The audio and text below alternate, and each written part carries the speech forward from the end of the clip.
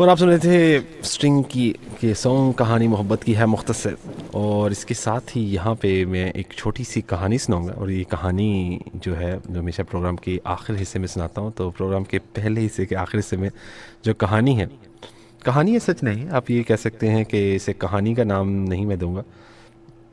یہ ایک چھوٹی سی بات ہے اور اس میں مختلف جو ادوار تھے ان میں جو واقعات پیش آئے ان کے بارے میں بات کروں گا.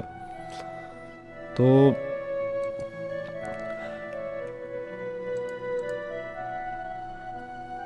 ہم اگر اپنی زندگی میں جھانک کر دیکھیں تو ہم بھی تھوڑی سی دولت، ذرا سی زندگی کے لیے دن رات ظلم کرتے ہیں. ہم دوسروں کی زمین، جائیداد، فراڈ، حق مارتے ہیں، کچھ بھی کرتے ہیں، کسی کی پائیں چھین لیتے ہیں، چوری کرتے ہیں، ڈاکے ڈالتے ہیں، اپنے مفاد، اپنے انا کی تسکین کے لیے. سم ٹائم لوگ قتل بھی کروا دیتے ہیں، سیاسی جوڑ توڑ کرواتے ہیں، ڈرون مار دیتے ہیں، خودکش حملے کرواتے ہیں، بم دھماکے ہوتے ہیں، مخالفین پر جھوٹے پرچے کرا دیے جاتے ہیں. ہم دولت اور رام کے لیے اپنی ماں باپ کو بھی قتل کر دیتے ہیں. آپ اخبارات پڑھیں، آپ کو ایسی سی چیزیں ملیں گی کہ آپ سوچ بھی نہیں سکیں گے کہ دنیا میں کیا کیا ہو رہا ہے. ہم اپنی بیوی، اپنے شوہر کو بھی مروا دیتے ہیں، بزنس پارٹنر میں پھنسا دیتے ہیں. دولت اور شہرت، اقتدار کے لیے ہم اپنا ضمیر، انسانیت اور ایمان تک بیچ دیتے ہیں. ہم اخلاقیات کی حد، تمام حدیں پھلانگ جاتے ہیں. لیکن اس کے بعد کیا ہوتا ہے؟ یہاں سے کس کے بعد کیا ہوتا ہے اس سے پہلے میں آپ کو سٹوری سناتا ہوں. اور کہانی شروع ہوتی ہے یہاں سے. کہانی یہ کہ جو حقیقت ہے، اب حجاج بن یوسف کا نام آپ نے ضرور سنا ہوگا. یہ تاریخ اسلام کا ظالم ترین شخص تھا. اس نے عملی زندگی کا آغاز ایک استاد کی حیثیت سے کیا، کہ وہاں سے اقتدار کے ایوانوں تک پہنچا. بنو امیہ کے خلیفہ عبد المالک بن مروان ایک ایسا ظالم شخص چاہیے تھا جو کسی مقدس ہستی کی پرواہ نہ کرے اور کسی کے مقام کی بھی. حجاج بن یوسف میں یہ خوبی تھی،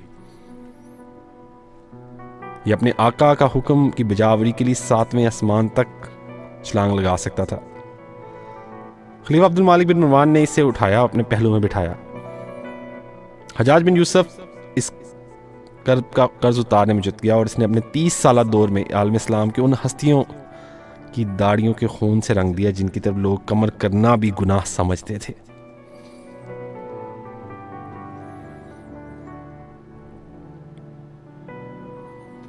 اس نے حضرت عبداللہ بن زبیر کے خلاف لشکرکشی کی. اس نے خانہ کعبہ میں محصور کر کے شہید کر دیا.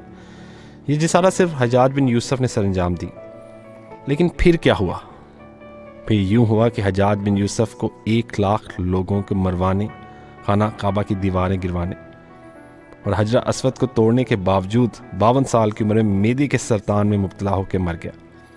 یہ خوراک ہضم نہیں کر سکتا تھا. تاریخ میں لکھا جاتا ہے کہ وہ جو کھاتا اس سے الٹی ہو جاتی ہے. معدے کی درد اس قدر شدید ہوتی کہ وہ سارا دن اور رات تڑپتا رہتا، اور آخری وقت میں سردی کا شکار ہوا اور سخت شدید سردی میں کپ کپی کی حالت میں فوت ہوا. یہ اس نے کس لیے کیا؟ صرف اقتدار کے لیے کیا. جس زندگی میں اس نے اپنے ضمیر، اپنے ایمان، اپنے حساس، اپنی انسانیت کی اتنی قربانی دی، اس کے بدلے میں صرف اسے کچھ دیر کا اقتدار ملا. لیکن اس سب کرنے کے بعد سے کچھ کم 500 سال زندہ رہنا چاہیے تھا تاکہ وہ اقتدار میں انجوائے کرتا. یہ اس کے ساتھ زیادتی. آپ تاریخ میں حجاج بن یوسف سے ذرا پیچھے چلے جائیں تو آپ کو یزید کا دور ملے گا. یزید کے دور میں کربلا جیسا واقعہ پیش آیا. حضرت امام حسین، ان کے 72 ساتھیوں کی شہادت ہوئی. یہ تاریخ کا دردناک ترین واقعہ ہے، اور اس میں بھی جنہوں نے یہ کیا، شمر ابن زیاد، یزید، یہ اس واقعے کے 2 سال یا 1 سال اور کچھ 3 ماہ بعد فوت ہو گئے. اور اس سے ذرا پیچھے آگے چلیں تو چنگیز خان آتا ہے. یہ نسل انسانی کا سب سے بڑا قاتل کہا جاتا ہے.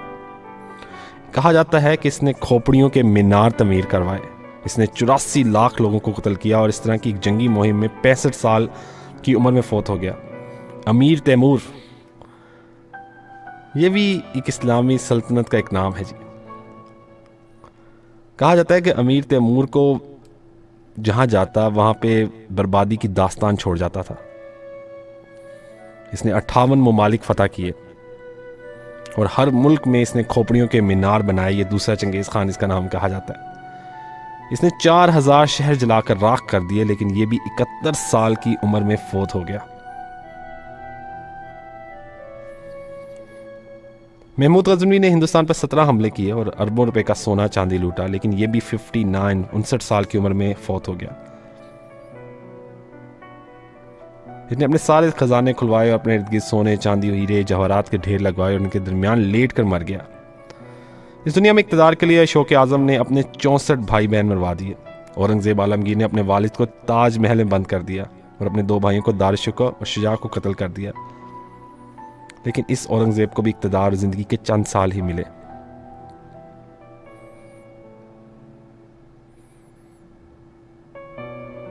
ہم کچھ بھی کرتے ہیں لیکن اس کے بعد ہمیں واپس رخصت ہونا ہے۔ یہ دنیا عارضی ہے، یہ ہم بھول جاتے ہیں۔ حجاج بن یوسف سے لے کر ہم آج تک انسانوں کے ساتھ ایسا کیوں ہوتا ہے؟ یہ صرف بیوقوفی اور پریشانی نہیں ہوتی، اتنی قربانیوں کے بعد آپ نے مرنا ہی ہوتا ہے۔ لیکن اگر آپ یہ سوچیں کہ مجھے کم از کم 2-3 ہزار سال زندہ رہنا ہے تو پھر آپ یہ کریں، لیکن جب آپ کو پتا ہے کہ آپ کو اگلے پل کا پتہ نہیں کہ آپ نے زندہ رہنا ہے یا نہیں، تو اس کا کیا فائدہ؟ کیا مظلوم اور ظالم کی زندگی میں صرف 2-3 برسوں کا فرق ہوتا ہے؟ اگر فرق صرف اتنا ہے تو پھر ہماری سوچ اور ہماری منفی کوششوں پر تف ہونا چاہیے۔ ہمیں کل کے بارے میں جاننے کی کوشش کرنی چاہیے اور اپنے آج کو آلودہ نہیں کرنا چاہیے۔ ہمیں یہ سب کچھ نہیں کرنا چاہیے، اور اگر ہم کریں تو پھر ہمیں مرنا نہیں چاہیے۔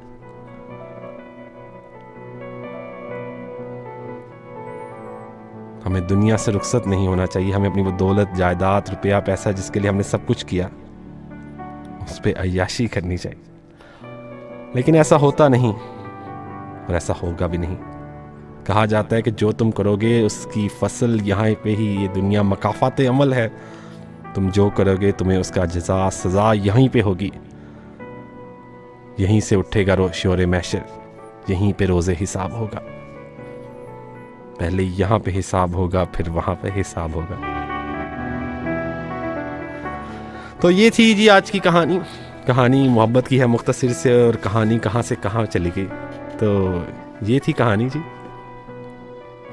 ہوپ فلی امید ہے کہ آپ کو اچھی لگی ہوگی۔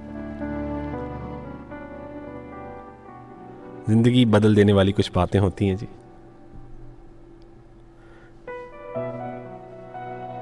اگر راستہ خوبصورت ہو تو معلوم کرو کہ کس منزل کو جاتا ہے، لیکن اگر منزل خوبصورت ہو تو راستے کی پرواہ نہ کرو۔ ایک اور میسج کے سننے والا سن کر اور دیکھنے والا دیکھ کر اور سہنے والا سہ کر جب خاموش ہو جائے تو سمجھ لینا اس کا معاملہ اللہ کی عدالت میں پہنچ گیا۔